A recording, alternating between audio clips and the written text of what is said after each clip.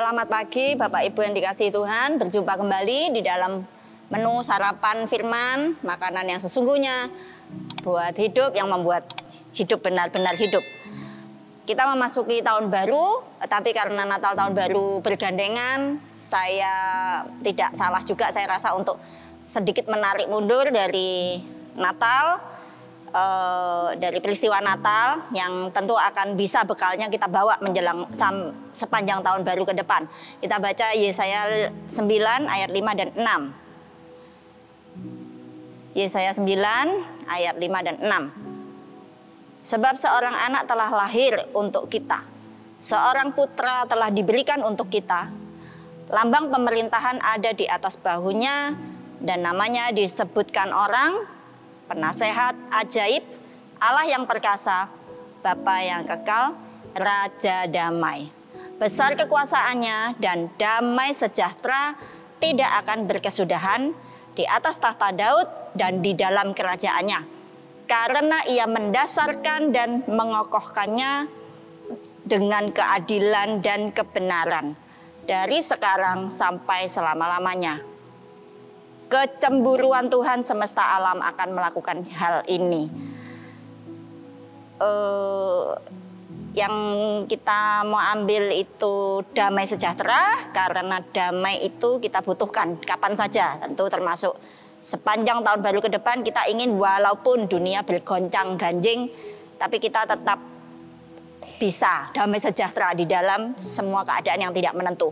Karena damai sejahtera kita bukan berasal dari situasi, tetapi dari dalam yang tidak dipengaruhi oleh situasi. Yaitu berasal dari Raja Damai yang kita sudah jadikan Raja dalam hidup kita. Dan sesuai namanya, Raja Damai, dia akan membawa damai sejahtera, menumbuhkan damai sejahtera itu, dan membuat kita semakin terpisah dengan dunia. Damai sejahtera itu, kalau kita ingin membangun, memiliki, membangunnya itu dasarnya adalah ayat 6 tadi, Yesaya 9 ayat 5 dan 6 ya. Yang 6 bilang damai sejahtera tidak akan berkesudahan di atas tahta Daud dan di dalam kerajaannya, karena ia mendasarkannya dan mengokohkannya dengan keadilan, kebenaran. Jadi dua ini, keadilan, kebenaran, kita harus meletakkan hidup kita di atas dasar dua ini. Di dalam semua hal yang kita perbuat, tanyakan apakah ini benar, apakah ini adil. Kalau kita ikuti dua itu, walaupun tantangannya tidak sedikit, godaan untuk kompromi dengan dunia dan sebagainya itu pasti banyak. Tapi kalau dua ini kita miliki, maka pasti dijamin. Karena ini firman Tuhan, tumbuhan ini, dasar ini akan menghasilkan damai sejahtera. Tapi satu lagi yang menarik, satu lagi unsur yang menarik dari ayat 6 ini, di ayat terakhir, di bagian terakhir. Kecemburuan Tuhan semesta alam akan melakukan ini. Cemburu selama ini mungkin kita lebih artikan sebagai emosi negatif. Cemburu itu pasti mengandung marah.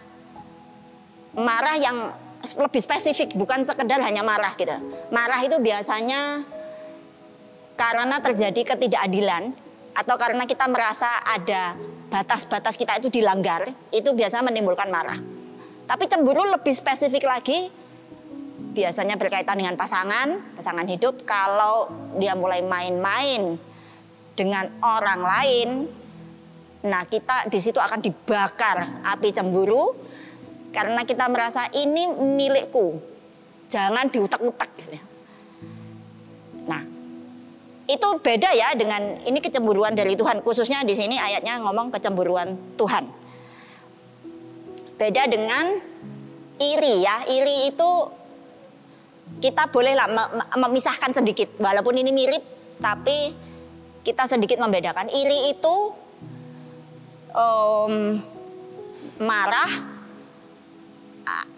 atas sesuatu yang sebenarnya bukan milik kita, tapi kita merasa harus memiliki. Tapi sebenarnya dia bukan milik kita. Misalnya mobil tetangga, kita iri karena kita tidak punya, dia punya. Harusnya itu berarti miliknya tetangga yang memang bukan milik kita. Tapi kalau pasangan hidup, itu jelas itu milik kita gitu ya. Itu kita berhak untuk cemburu. Itulah yang dikatakan cemburu itu tanda kasih. Betul, Tuhan sendiri cemburu. Cuma yang perlu diperhatikan, tindakan kita apa setelah dalam hati dibakar cemburu? Ekspresi luarannya bagaimana? Kemarahan itu bisa berbentuk bagaimana? Dan menghasilkan apa untuk orang lain dan diri sendiri? Nah, ini yang sering orang jatuh dalam dosa.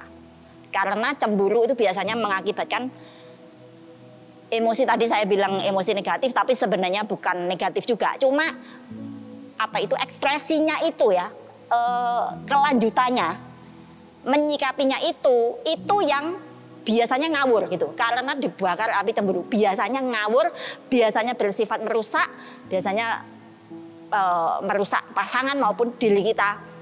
Terus mungkin ngomong cerai saja kalau begitu. Nah, kalau keburu-buru ngomong cerai begitu, itu kan salah satu ekspresi yang asalnya tidak salah, cemburu tidak salah, tapi kemudian ekspresinya itu tidak sesuai dengan kehendak Tuhan. Tapi di sini kita belajar, Tuhan itu cemburu, tapi Tuhan tidak pernah berdosa, ya kan? Di sini memang cemburunya Tuhan menghasilkan atau pukulan-pukulan di pendisiplinan. Tetap dia tidak berdosa, tetapi dia tahu maksudnya sendiri, maksud hatinya akan pendisiplinan itu. Dia mau kita mendapat yang terbaik, kita dididik supaya mendapat bagian dalam warisan kerajaan Allah dalam kekudusannya. Tetapi ini cemburu, Tuhan, kita mau belajar dari ayat ini bagaimana Tuhan menindai rasa cemburunya. Ternyata dia menindai rasa cemburunya itu dengan melakukan pengorbanan kasih terbesar, yaitu dirinya dia jelmakan jadi anak manusia dari bayi yang kemudian diserahkan untuk disembelih sebagai korban penghapus dosa seluruh dunia. Disebut kecemburuan Tuhan lah yang melakukan ini. Luar biasa saudara ya, luar biasa. Bahwa semua emosi yang biasanya kita pandang ini negatif, emosi marah, cemburu, apa sedih mungkin, tapi tidak gitu loh. Bukan tanpa alasan Tuhan menciptakan emosi itu dan menaruhnya dalam kita. Kita perlu mensyukuri, menghormati itu, tapi belajar menindaknya dengan benar. Nah, kita belajar dari firman Tuhan ini, emosi negatif dalam hal ini cemburu, tapi juga kemarahan sama saja, itu kita arahkan untuk bertindak yang membangun, tetap yang bermanfaat, yang bisa memberkati. Memberkati bukan dalam arti selalu menyenangkan, tapi memberkati. Kebenaran, keadilan ada di situ. Kebenaran ya, termasuk ngomongnya juga harus tetap benar gitu ya. Seperti tadi misalnya ngomong cerai-cerai itu tidak benar karena itu jelas berlawanan dengan firman Tuhan. Tapi ngomongnya yang benar itulah yang Tuhan harapkan kita belajar.